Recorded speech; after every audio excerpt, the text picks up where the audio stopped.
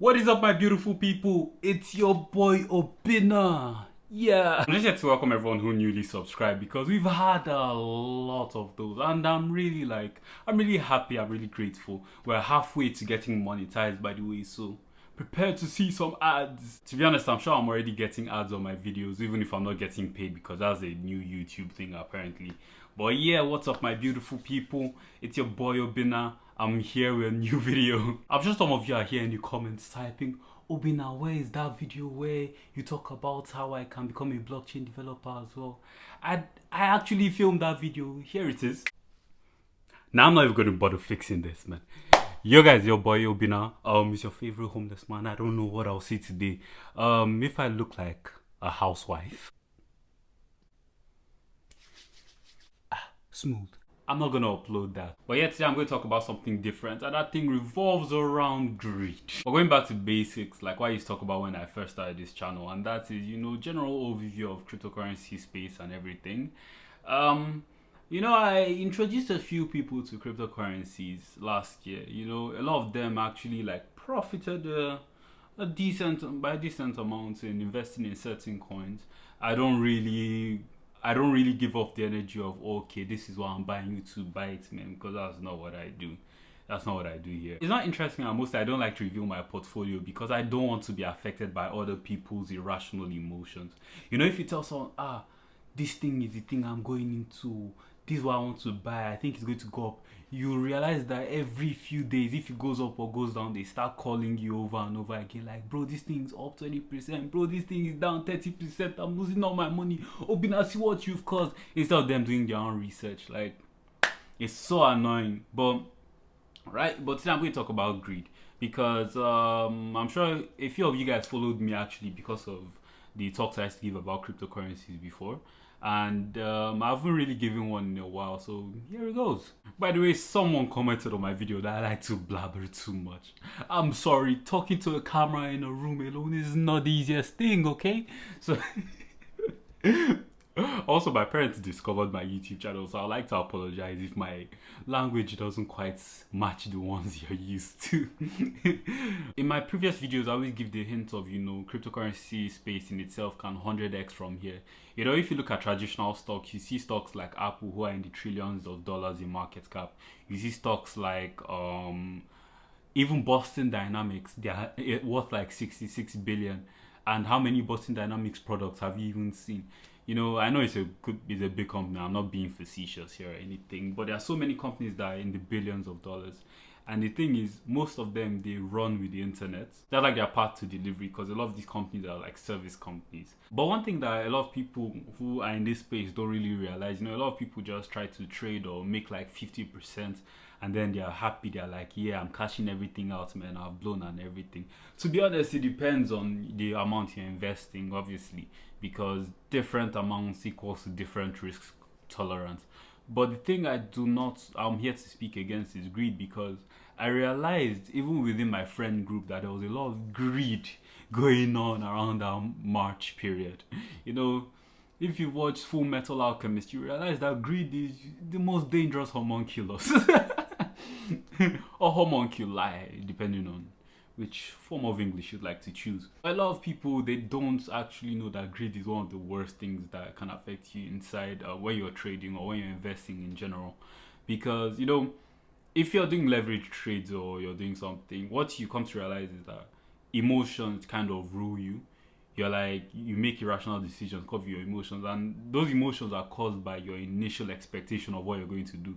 Maybe you put money inside one thing and you're like, this thing is a thing that is actually going to save me, it's going to change my life or whatever. It goes up by 100%, and then you're like, oh my god, maybe this trade can keep on going. But the thing is, you put your money there as a trade, you didn't put your money as an investment. As this thing has gone up by a bit, that trade kind of turns into an investment, which is one of the worst things you can do. Because what ends up happening is the price comes crashing back down, and you're like, no, maybe to go back up, and then it just goes all the way down, and you start losing money. And then when you've lost money, you're like, let me let me sell everything now.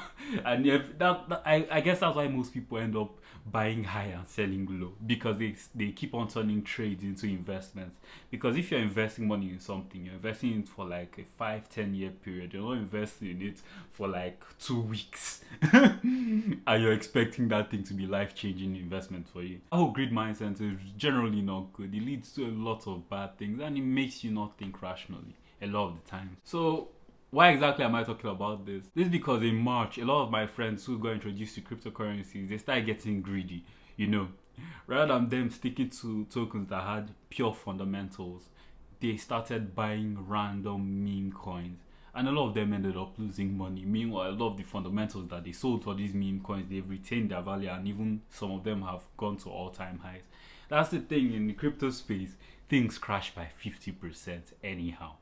And it's like a game of musical chairs. You know, the people who are already in have set up the party. They've put the music, all that. The new investors, they are coming. They are seeing the price rise. They are all coming. They are dancing.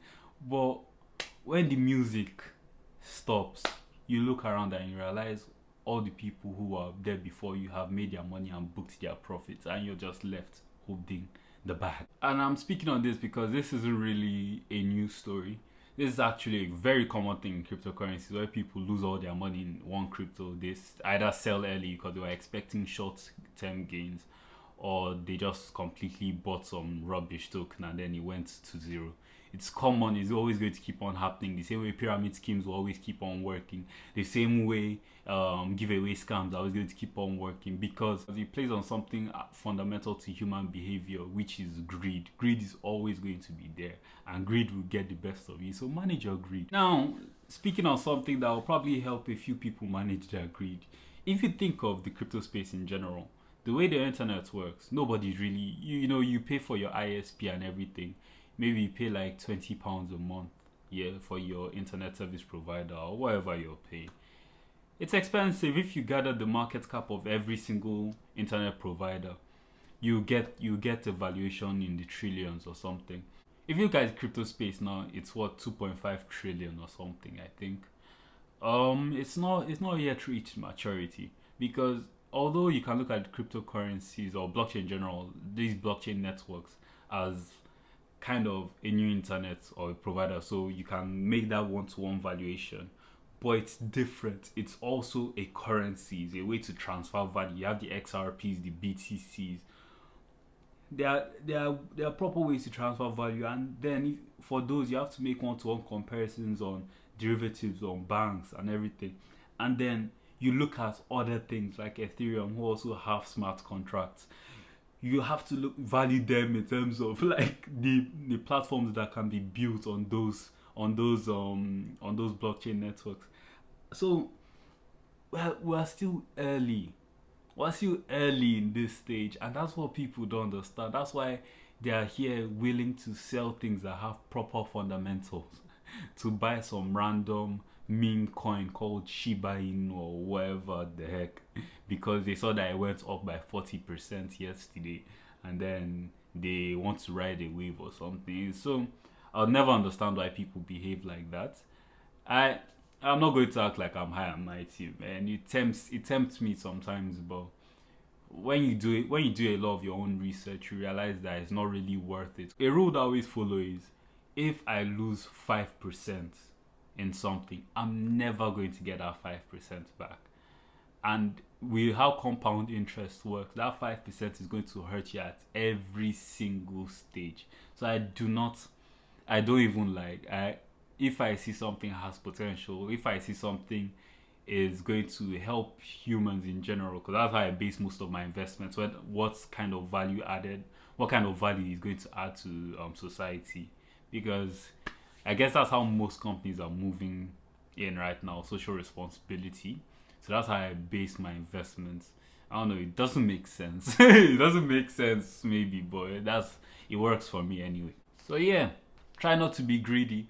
And for some of you guys who are like new to this space, I'm going to leave like a list of cryptocurrencies that you should maybe research. This is not financial advice. I'm just saying, like, if you're new to this space, reading about this would kind of help you navigate the space, because maybe these aren't really shit coins, but maybe some of them are. But it's interesting to read about it. I'm not holding a lot of coins here, so don't take this as financial advice from me or anything. This is not financial advice. I'm not a financial advisor, so seek your financial advisor if you want to invest in any of these. But I'm just here to help people who are new to cryptocurrencies. Read the Bitcoin white paper, read the Ethereum white paper, and the Cardano white paper, because I feel like Cardano is probably a sleeping giant, man. I talk about Cardano a lot on this channel, but that's because a lot of features that Cardano are bringing to to its platform have not been factored into its price yet. People are still in disbelief that this thing doesn't work or everything. So me, in terms of long-term investment, I like to look for a lot of things that are undervalued because I love to profit off information arbitrage. Thank you very much for listening to this video, and I hope to see you again soon.